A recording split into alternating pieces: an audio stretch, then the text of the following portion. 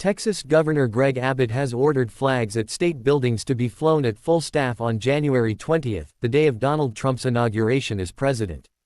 This move goes against President Joe Biden's directive to keep flags at half-staff for 30 days to honor the late former President Jimmy Carter. Abbott's decision has sparked a heated debate across the country, with some viewing it as a show of solidarity with Trump, while others see it as a dismissal of Carter's legacy and Biden's directive. Texans are divided on the move, with some praising Abbott for prioritizing the new president and others arguing it undermines a gesture of national respect for Jimmy Carter's passing.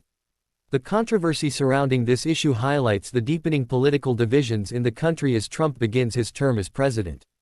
Critics argue that Abbott's decision is a blatant disregard for presidential protocol and a lack of respect for Carter's legacy. On the other hand, Trump supporters see it as a bold move by Abbott to assert his loyalty to the new president. President Joe Biden's administration has made history by forgiving over $183 billion in student debt, providing relief to more than 150,000 borrowers. This latest round of forgiveness includes nearly 85,000 borrowers who attended schools accused of fraud, 61,000 individuals with total and permanent disabilities, and 6,100 public service workers.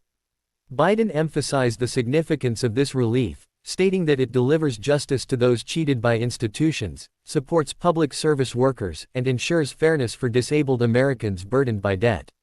Advocates have praised this effort as a major step in addressing the student debt crisis, although critics continue to debate the economic and political implications. To put this into perspective, Biden's administration has already forgiven a total of $138 billion in federal student loans taken out by 3.9 million Americans to pay for their university education. The Biden-Harris administration expects that over 40 million borrowers are eligible for its student debt relief plan, with nearly 20 million borrowers potentially seeing their entire remaining balance discharged.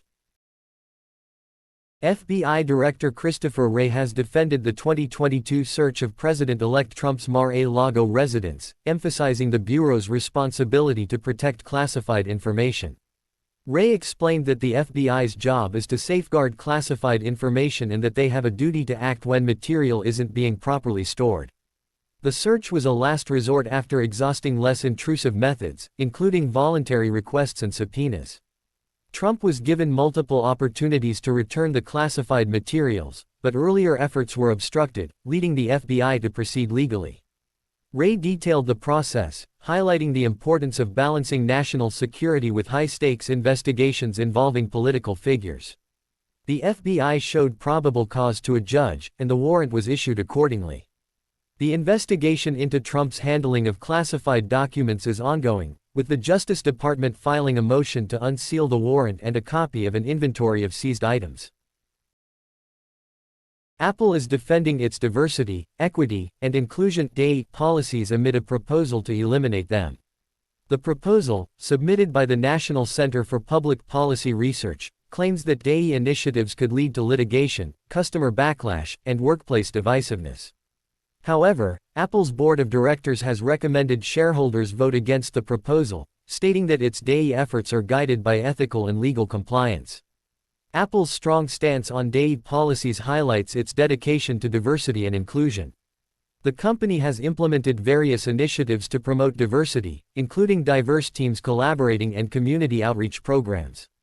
Apple argues that its DEI efforts foster innovation and reflect its commitment to inclusive growth.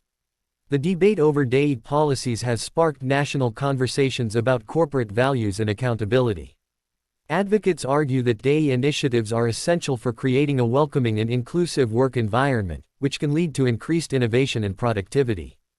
On the other hand, critics like Stephen Padfield from the NCPPR's Free Enterprise Project argue that DEI creates risks that outweigh its benefits, citing potential lawsuits and financial losses.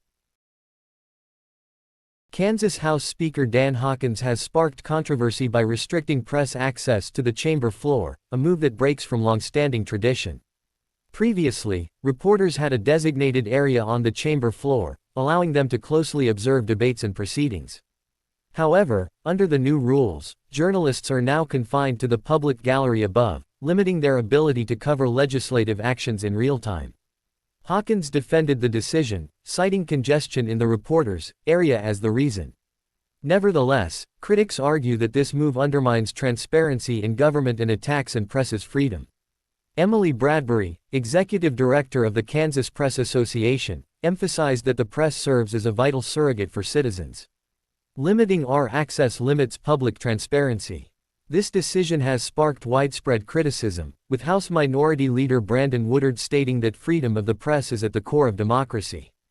This move undermines transparency in government. As tensions rise, journalists and citizens are questioning the legislature's commitment to accountability.